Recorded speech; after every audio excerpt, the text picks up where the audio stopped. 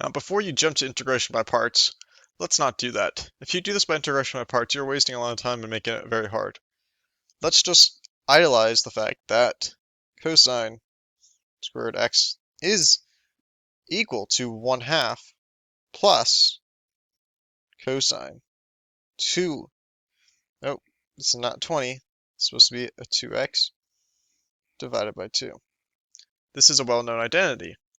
And since this is a well-known identity, we can replace this in our integrand.